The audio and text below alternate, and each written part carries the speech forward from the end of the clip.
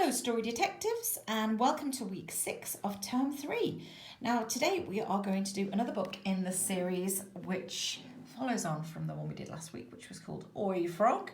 So this one is called Oi Duck-Billed Platypus. So let's have a look what this one's all about then. Oh, we have that nice picture on the front there of a duck-billed platypus, and we'll learn a little bit more about those as we go along. So let's start. Oi! Duck-billed platypus, sit on a... What rhymes with duck-billed platypus, said the frog. Absolutely nothing, smiled the cat. How about a cluck-filled hattybus, or a yuck-spilled splatty mouse, or a truck-filled flappy goose, said the dog. Don't be ridiculous, said the frog. Yes, don't be ridiculous, said the cat. I was only trying to help, said the dog. I'm waiting, said the duck-billed platypus. We're all waiting too, said a crowd of animals with impossible to rhyme names. Oh, we've got all these animals. What have we got here? I'm not sure what they all are, actually. It's an ostrich. Is that a leopard or something? Crocodile or an alligator? Let's find out. None of us know what we're meant to sit on either. Oh dear, what are they going to do? They can't find rhymes for all these. Zebra, kangaroo, what's a hedgehog? They can't find rhymes for these animals. I know, said the frog. What's your first name? Dolly, said the duck-billed platypus. Dollies sit on brollies, smiled the frog. My first name is Kate, said the kookaburra. Kates sit on gates, said the frog. My first name is Herbert, said the hippopotamus. My first name is Hannah, said the hedgehog.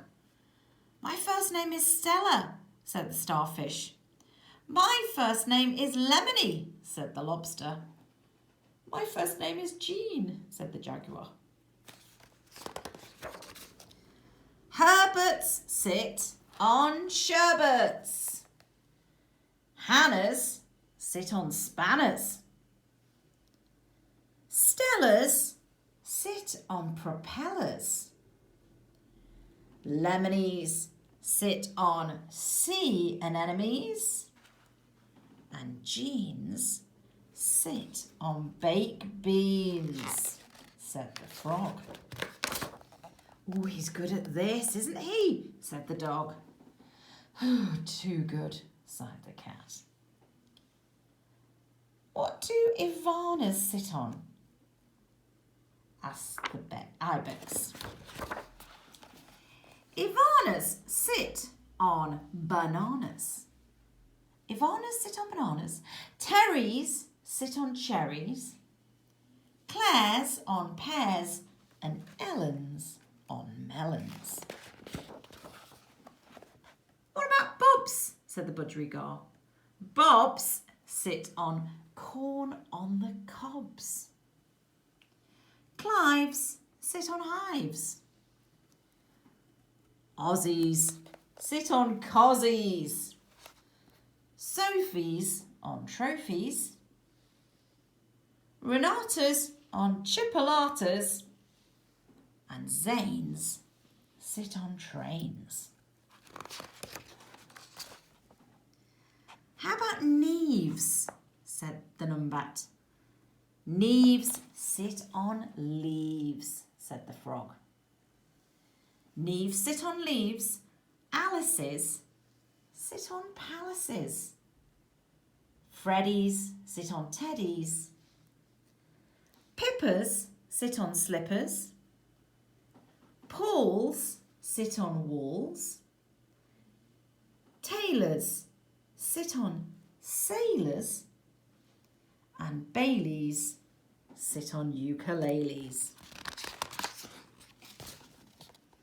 That only leaves me, said the kangaroo. First name, said the frog. Geraldine, said the kangaroo. Second name, Jemima, said the kangaroo.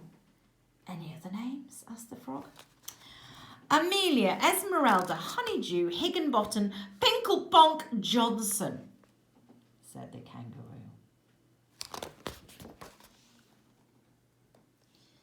Sit where you like, said the frog. That's such a cute story. Oh, so she decides to sit in a jelly by the look of things. So again, a crazy rhyming book. But this time we've got the animals with the really difficult to rhyme names, and the frogs taken their first names and rhymed places to sit with their first names. Now there are a couple of things here I'm just going to check that you guys know, because there were some words there that might be a little bit unfamiliar. And we'll start with the word, oops, where's it gone? Brolly. Now, that is a nickname particularly used in the UK for an umbrella. So I'm not sure if that's used all over the world, but if you hear the word brolly, you know somebody is talking about umbrella. And then there was another one, wasn't there? We've got the... I think you know what propellers are. They're things that spin around to help a vehicle move. You would have them on a boat and on a plane, I think. And then a spanner is a tool in your toolbox that you would use to tighten bolts and screws and things. Not screws, but like bolts you'd use to tighten them with a spanner. And then this sherbet stuff. Sherbet has different meanings in different languages. I know in Hong Kong often sherbet can be used to describe a sort of sorbet ice cream, but in this case it's a kind of sweet powdery sugary thing that you can dip lollipops in. So that's a sherbet. And a sea anemone, I think you might know what they are. They are sort of plants that live in the sea and they sting certain creatures. They're featured in the film Finding Nemo. They talk about the anemones in there. And then, what was the other one? Oh, we know bananas, we know cherries, we know pears and melons. Cozzies, that was the other one. So in the UK, and I know in Australia, I think as well, when you go swimming, you describe the thing that you go swimming in as your swimming costume.